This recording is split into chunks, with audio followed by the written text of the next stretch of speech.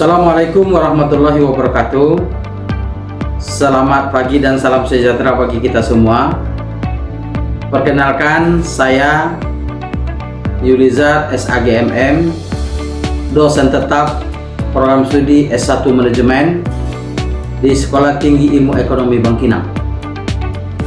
Video ini saya susun sebagai bentuk unjuk kerja PDD UKT-PT pada bidang pengajaran dalam rangka proses sertifikasi dosen yang diselenggarakan oleh Kementerian Pendidikan Tinggi Sains Teknologi Republik Indonesia gelombang pertama di tahun 2026. Sebagai salah satu dosen di STI Bangkinang, saya berkomitmen untuk menyajikan pembelajaran yang kontekstual, terstruktur, dan relevan dengan perkembangan dunia bisnis serta manajemen saat ini.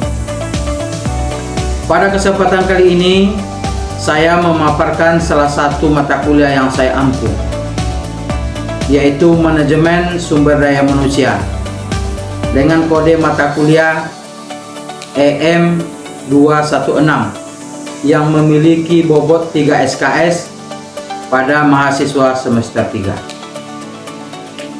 Mata kuliah Manajemen Sumber Daya Manusia membahas tentang konsep dasar pengelolaan sumber daya manusia dalam organisasi serta penerapan dan penyelesaiannya pada studi kasus organisasi.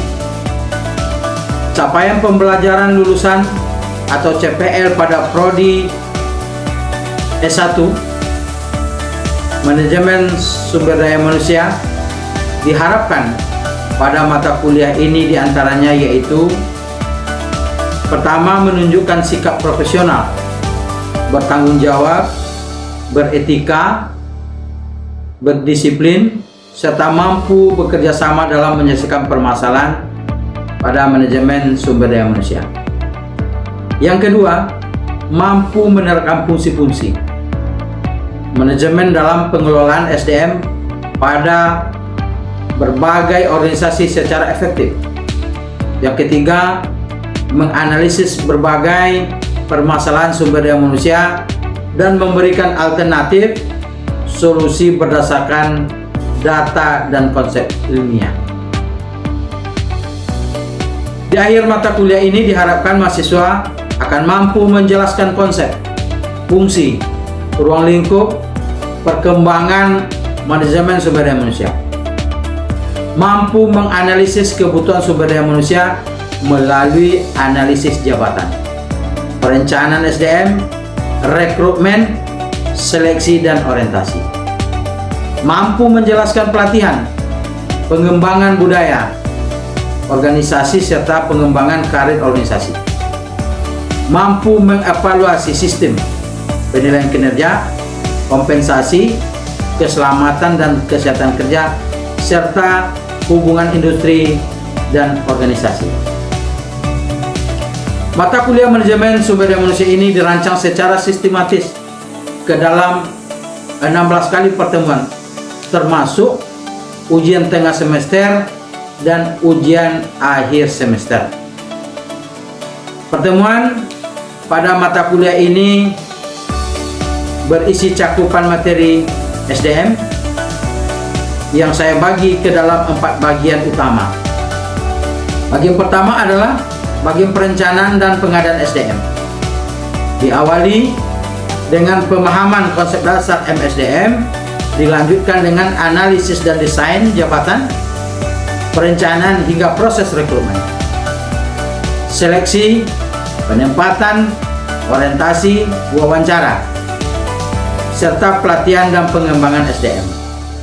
Bagian kedua adalah bagian manajemen sumber daya manusia strategik dan pengembangan. Di sini akan fokus pada penguatan budaya organisasi, manajemen sumber daya manusia strategi, serta perencanaan dan pengembangan karir karyawan. Bagian ketiga adalah bagian pemeliharaan dan evaluasi kinerja. Di sini akan membahas tentang penilaian kinerja, manajemen kompensasi, keselamatan kesehatan kerja, hingga pengelolaan PHK secara bijak. Bagian keempat adalah bagian yang membahas tantangan global dan integrasi kasus. Barulah di sini akan diakhiri dengan case review sebagai bentuk evaluasi komprehensif atas studi kasus nyata industri pada saat sekarang ini. Seluruh materi ini dirancang untuk memastikan mahasiswa mencapai CPMK yang telah ditetapkan. Pada mata kuliah ini, saya selalu menggunakan metode ceramah, diskusi, studi kasus, presentasi, dan project based learning. Pembelajaran dirancang fleksibel secara blended learning, yaitu dilaksanakan luring, daring, dan atau kombinasinya. Pada pertemuan luring akan dilakukan secara langsung di ruangan kelas yang disediakan. Sedangkan dalam pertemuan daring akan dilakukan melalui beberapa media pembelajaran seperti Zoom, Edmodo, Google Classroom, Google Form, dan WhatsApp Group. Referensi utama yang saya gunakan dalam mata kuliah ini adalah bahan ajar yang telah disusun sesuai dengan RPS 1 semester yang dibagikan di awal pertemuan. Di dalam sudah terdapat beberapa sumber pustaka yang dijadikan acuan dalam mata kuliah ini.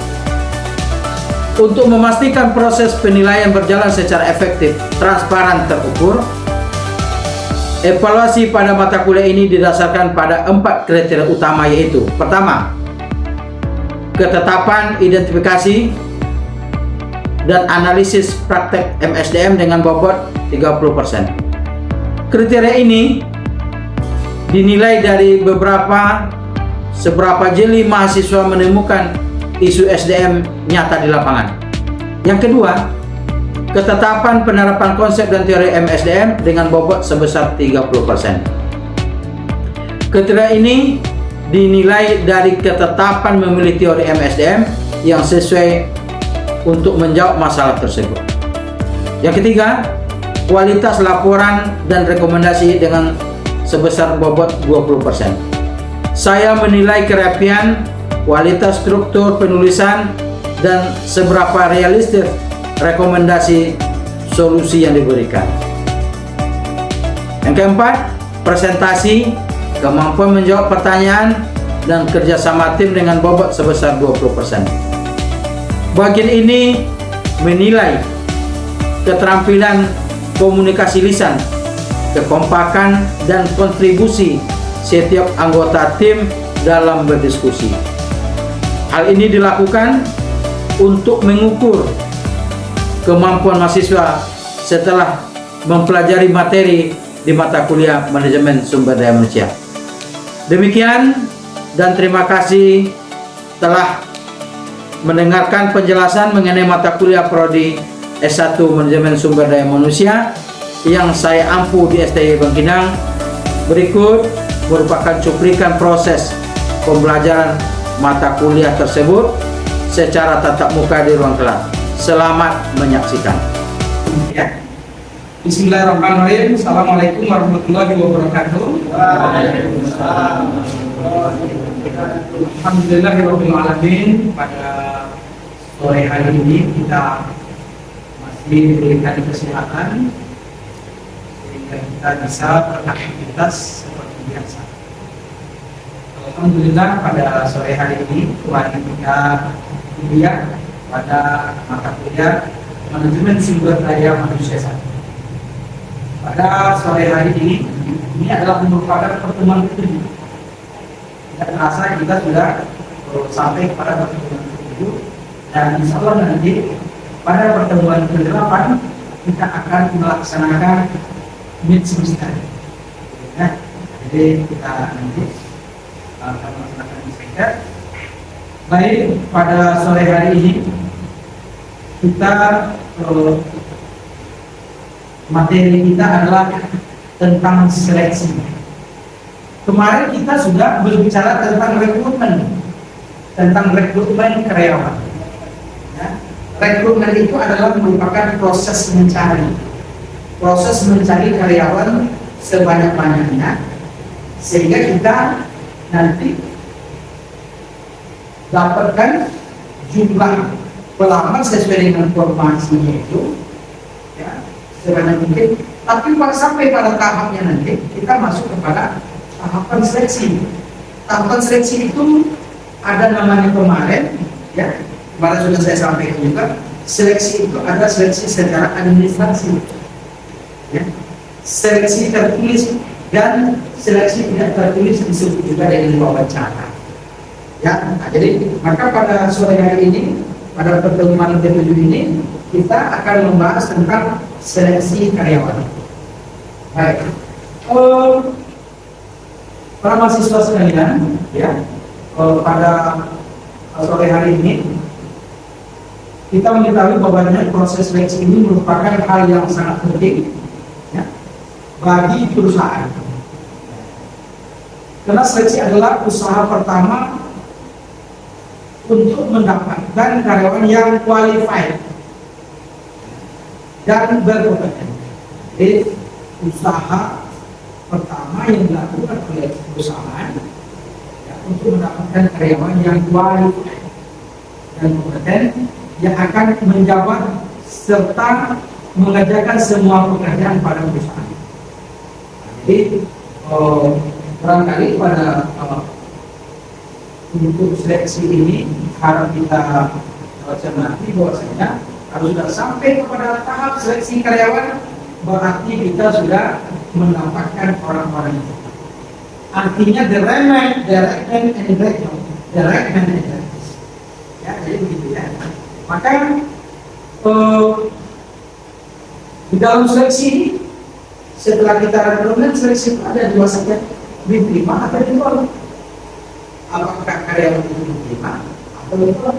Nah, kalau karyawan itu diterima, ya ada namanya penempatan. Nah, kemarin sudah kita sampaikan ada nama penempatan. Yang kedua ada namanya orientasi.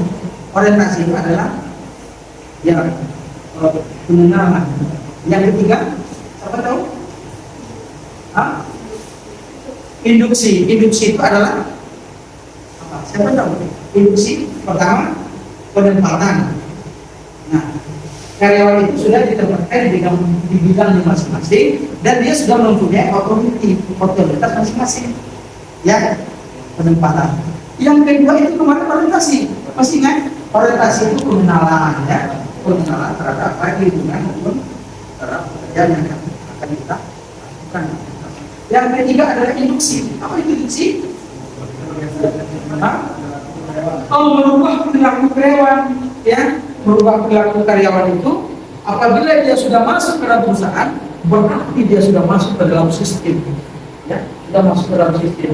Maka induksi itu adalah merubah perilaku karyawan yang selama ini mereka itu ya kalau belum bekerja umpamanya tidak tahu tata tertib budaya yang seperti apa, budaya kerja itu, maka ada namanya induksi. Induksi itu merupakan merubah perilaku karyawan, biasanya selalu lambat bangun. Nah, kalau kita sudah bekerja di perusahaan, ya kita harus ikut daripada tupoksi, SOP, jumlah dan jenis, ya jumlah dan jenis yang dibuat secara regulasi oleh karyawan itu. Paham? Nah, sampai sini ada pertanyaan? Belum ya? Baik. Nah, inilah pentingnya seleksi itu, mahasiswa sekalian. Ya. Maka sistem seleksi yang efektif itu bagaimana? Sistem seleksi yang efektif menurut Rifai memiliki 3 sasaran, yaitu yang pertama keakuratan. Keakuratan itu adalah merupakan kemampuan dari proses seleksi untuk secara tepat dapat memprediksi kinerja pelamar. Ya, keakuratan, akurat ya. Yang kedua keadilan. Keadilan itu apa? Memberikan jaminan bahwa setiap pelamar yang memenuhi persyaratan diberikan kesempatan yang sama. Ya, diberikan kesempatan yang sama di dalam sistem seleksi. Yang ketiga keyakinan. Artinya apa? Karena orang-orang yang terlibat dalam proses seleksi yakin akan manfaat yang itu. Yang pertama adalah keakuratan, yang kedua keadilan, yang ketiga keyakinan. Maksudnya, ya sistem seleksi yang efektif itu akurat ya. Apa itu akurat? Ya, proses seleksi itu kita yakin maksudnya seleksi yang kita lakukan itu terlaksana secara tepat. Keadilan memberikan jaminan bahwasanya ya setiap pelamar itu ya kita perlakukan sama adil, ya kan? Yang ketiga keyakinan, kita yakin bahwa orang-orang yang terlibat dalam proses seleksi itu adalah orang-orang yang bermanfaat. Ya, jadi itu sistem seleksi yang efektif menurut Rifani.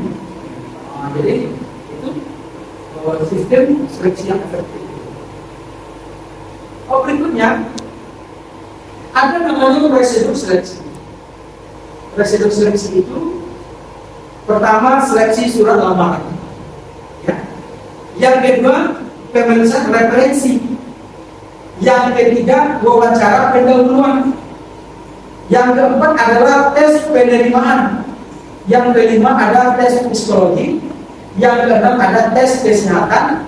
Yang ketujuh wawancara akhir atasan langsung. Nah, ini adalah prosedur seleksi yang kita lakukan. Jadi nanti saudara, ya, para mahasiswa sekalian, ya, yang paling tidak ada 7 seleksi yang dilakukan. Sekarang ini, ya, ada satu lagi tesnya, tapi sudah masuk kepada tes kesehatan. Ada namanya tes kesehatan bebas dari narkoba. Ya. Jadi nanti mahasiswa kami sekalian ini di STI Pontianak ini, alhamdulillah kita tidak menemukan satu mahasiswa yang terlibat. Alhamdulillah kita untuk seleksi masuk ke Malang itu kita sangat selektif. Baik, para mahasiswa sekalian, kalau kita perhatikan, ya, seleksi ini sangat penting. Seleksi surat lamaran itu apa yang kita lakukan? Baik secara administrasinya tadi, surat lamaran biasa kita buat surat lamaran pekerjaannya. Berikutnya pemeriksaan referensi. Apa itu referensi? Referensi sebagai bahan pertimbangan bagi perusahaan yang akan menerima. Berikutnya ada wawancara pendahuluan langsung. Ya, wawancara itu, ya, ini kan ada 2 kali wawancara pendahuluannya. Kita mengetahui, ya, kira-kira kecakapan itu seperti apa. Berikutnya tes penerimaan. Tes penerimaan itu adalah tes penerimaan itu secara tertulis. Biasanya adalah tes penerimaan itu dilakukan untuk mengetahui kemampuan akademik orang yang pintar atau enggak, gitu, ya, itu adalah tes penerimaan. Tapi di tes secara akademiknya seperti apa? Tes psikologi, yang tes psikologi itu yang kita mengetahui ya kejiwaannya seperti apa. Apakah orang yang konsisten bagaimana, atau orang yang terganggu jiwanya, atau tidak bisa bekerja di bawah tekanan, yang selalu stres dan lain sebagainya. Nah, ini tes psikologi. Maka dari tes psikologi ini ketahuilah mereka itu yang kena penyakit gila kejiwaan atau disebut juga dengan skizofrenia. Ya, nah, jadi jangan sampai nanti orang yang bekerja itu ya tidak stabil, psikologinya tidak bagus, tidak baik begitu. Nah, tes kesehatan ini ya bukan sekedar formalitas, ya kan, bukan sekedar tes kesehatan itu ini sangat penting, karena kalau kita bekerja baik ya sehat itu jasmani. Jangan sampai nanti orang bekerja dia tapi tidak sehat. Tapi itu bagaimana apa? Baik kesehatan jiwa, maupun kesehatan secara jasmani dan rohani. Begitu ya. Jadi anak-anak sekalian, mahasiswa sekalian, lokal 3A ya, ada mata kuliah manajemen sumber daya manusia satu ini. Yang berikutnya adalah wawancara akhir atasan langsung. Nah, ini wawancara akhir atasan langsung ini ya, dari yang 6 tadi itu yang sudah melewati prosesnya, tinggal lagi tes wawancara. Nah, tes wawancara ini ya, ini sedikit lagi, tinggal satu tahapan. Tahapan apa? Tes wawancara atasan langsung.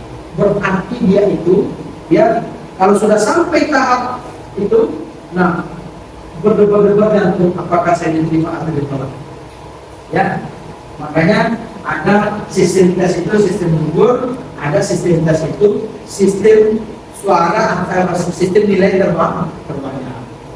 Kemarin kita sudah sampaikan ya, sistem seleksi yang dilakukan.